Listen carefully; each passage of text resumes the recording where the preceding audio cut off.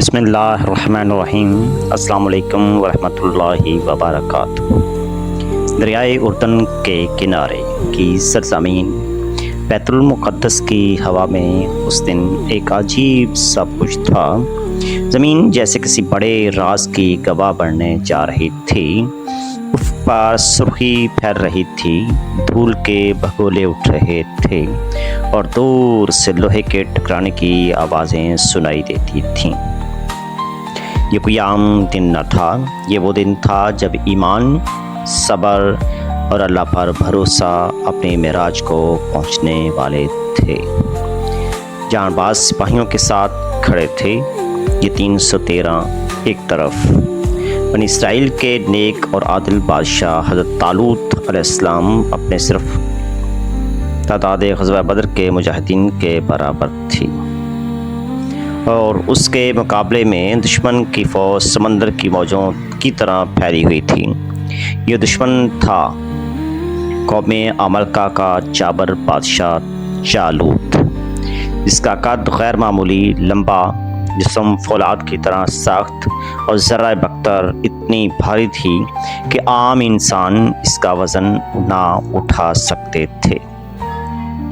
حضرت طالوت علیہ السلام جانتے تھے کہ یہ جنگ ایمان کی جنگ ہے، صرف طاقت کی نہیں بلکہ لشکر کے دلوں میں ایک خوف تھا۔ جالوت کے بارے میں مشہور تھا کہ آج تک کوئی اس کے سامنے ٹک نہیں سکا۔ یہ وہ لمحہ تھا جب تقدیر نے ایک نوجوان کو چن لیا جسے دنیا جانتی نہ تھی، ایک چرواہا، بکریاں چرانے والا، مگر دل میں شیر کی جرت اور رب پر کامل یقین رکھنے والا۔ اس نوجوان کا نام تھا حضرت داؤد علیہ السلام۔ ناظرین، حضرت داؤد علیہ السلام 8 بھائیوں میں سب سے چھوٹے تھے، جسم مضبوط، رنگ سرخی مائل، آنکھوں میں غیر معمولی چمک اور دل میں عزم کا سمندر۔ آپ علیہ السلام بچپن سے ہی بہادر تھے۔ اگر بھیڑیا شیر ریوڑ پر حملہ کرتا تو آپ تنہا لڑ کر جانور کو مار ڈالتے۔ آپ علیہ السلام غلیل چلانے میں کمال رکھتے تھے۔ آپ کا نشانہ اتنا درست تھا کہ اگر ایک پتھر پھینکتے تو ہدف کو چیر کر رکھ دیتا، مگر یہ سب مہارت بھی ایمان کے بغیر کچھ نہ تھی، اور حضرت داؤد علیہ السلام کا اصل ہتھیار ان کا ایمان تھا۔ نبی کریم صلی اللہ علیہ وآلہ وسلم نے فرمایا، اللہ کو سب سے محبوب نماز داؤد کی ہے اور سب سے محبوب روزہ داؤد علیہ السلام کا ہے۔ آپ علیہ السلام آدھی رات سوتے، ایک تہائی عبادت میں گزارتے، پھر تھوڑا سا سو جاتے، ایک دن روزہ رکھتے اور ایک دن افطار کرتے۔ ناظرین، حضرت طالوت علیہ السلام نے لشکر کے سامنے اعلان کیا، جو جالوت کو قتل کرے گا میں اپنی بیٹی کا نکاح اس سے کروں گا اور آدھی سلطنت بھی دے دوں گا۔ یہ اعلان سن کر سپاہیوں میں ہلچل مچ گئی۔ ہر کوئی جالوت کے قد و قامت اور طاقت کا تصور کر کے خاموش ہو گیا، مگر حضرت داؤد علیہ السلام کا دل اللہ کے ذکر سے بھرا ہوا تھا۔ وہ آگے بڑھے اور کہا، میں جالوت کا مقابلہ کروں گا۔ سپاہی حیران رہ گئے، کچھ ہنس پڑے، کچھ کہنے لگے، یہ لڑکا تو ابھی جوان بھی نہیں ہوا، مگر حضرت داؤد علیہ السلام کے قدم مضبوط تھے۔ جب حضرت داؤد علیہ السلام گھر سے نکلے تو راستے میں ایک عجیب منظر پیش آتا ہے۔ ایک پتھر نے آپ کو آواز دی، اے داؤد، مجھے اٹھا لو، میں حضرت موسیٰ علیہ السلام کا پتھر ہوں۔ پھر دوسرا پتھر بولا، اے داؤد، مجھے بھی اٹھا لو، میں حضرت ہارون علیہ السلام کا پتھر ہوں۔ اور تیسرا پتھر پکارا، اے داؤد، مجھے اٹھا لو، میں جالوت کا قاتل ہوں۔ آپ علیہ السلام نے تینوں پتھر اپنی غلیل میں ڈال لیے۔ یہ منظر بتاتا ہے کہ جب اللہ کسی کو کامیابی دینے کا فیصلہ کر لیتا ہے تو زمین و آسمان کے ذرے بھی اس کی مددگار بن جاتے ہیں۔ ناظرین، جنگ شروع ہوتی ہے۔ جالوت غرور سے بھرے قدموں کے ساتھ آگے بڑھا۔ اس کا چہرہ رنگ سرخی مائل تانے سے بھرا ہوا تھا، اور دل میں آنکھوں میں تمسخ کی چمک۔ آپ علیہ السلام اس نے کہا، لڑکے ہٹ جاؤ، میں تمہیں مارنا پسند نہیں کرتا۔ حضرت داؤد علیہ السلام نے بغیر خوف کے جواب دیا، لیکن مجھے تمہیں مارنا پسند ہے۔ یہ الفاظ سن کر دونوں لشکروں میں ایک سنسنی دوڑ جاتی ہے۔ کہ اگر ایک پتھر پھینکتے تو خط ناظرین، حضرت داؤد علیہ السلام نے بسم اللہ پڑھ کر غلیل چلائی، بغیر کچھ نہ تھی، تینوں پتھر ایک ساتھ نکلے، ہوا کو چیرتے ہوئے جالوت کے چہرے پر لگے۔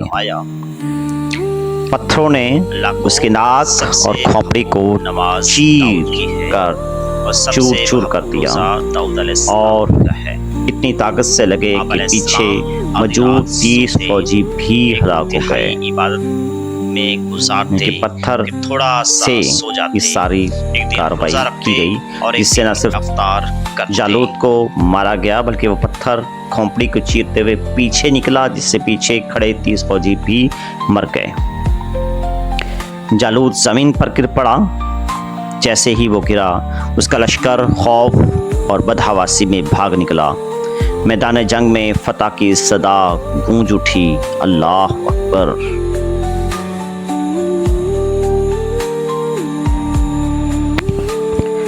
حضرت طالوت علیہ السلام نے اپنا وعدہ پورا کیا، بیٹی کا نکاح حضرت داؤد علیہ السلام سے کر دیا اور آدھی سلطنت دے دی۔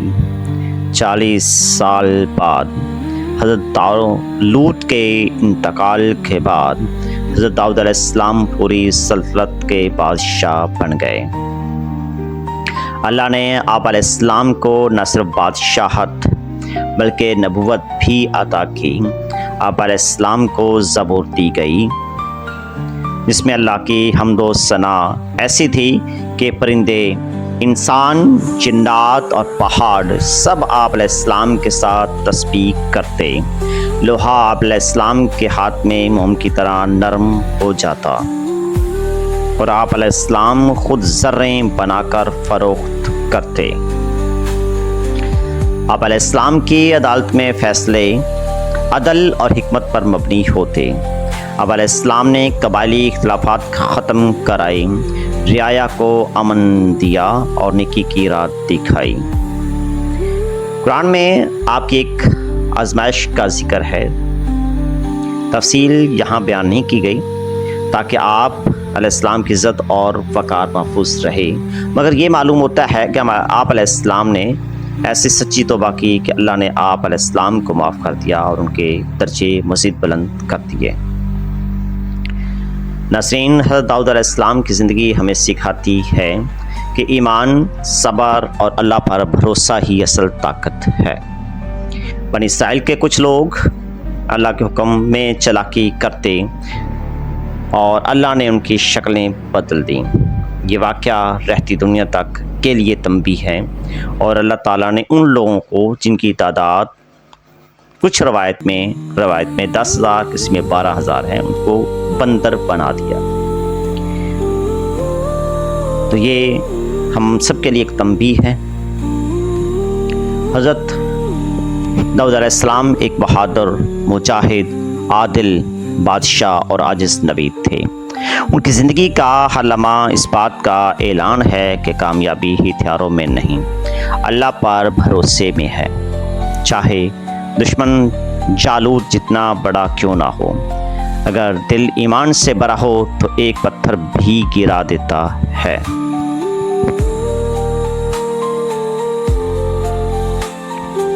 جالوت کے حوالے سے ناظرین آپ کو تھوڑا سا بتاتے چلیں کہ جالوت قوم عمالقہ سے تعلق رکھتا تھا، جو بنی اسرائیل کے پرانے دشمن تھے۔ اس کا قد بہت لمبا تھا، بائبل کے مطابق تقریباً 9 فٹ یا اس سے زیادہ، اور جسم فولاد کی طرح مضبوط تھا۔ وہ اپنے زمانے کا سب سے بہترین جنگجو مانا جاتا تھا۔ اس کا لباس اور اسلحہ بھی عام انسانوں کے بس کا نہ تھا۔ بختر اور خود کا वज़न ही बाज़ रवायत के मुताबिक 50 से 60 किलोग्राम से ज़्यादा था।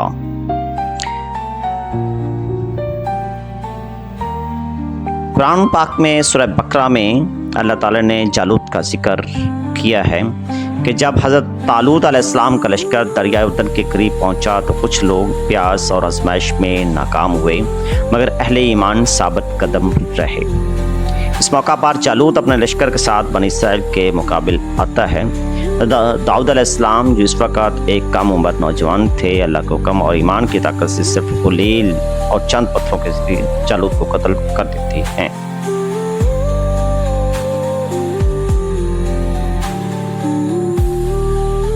नासिब, सवाल ये है कि कौम दाऊद को बंदर क्यों बनाया गया?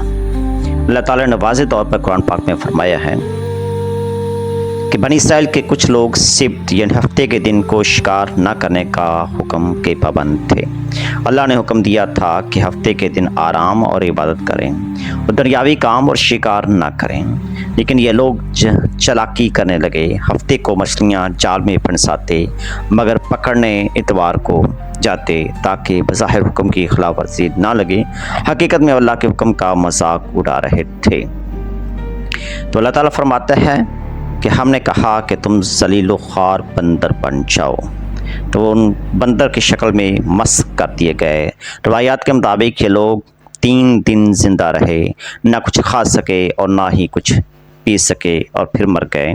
यह अज़ाब सिर्फ उन नाफरमानों पर आया, बाकी बनी इसराइल महफूज रहे।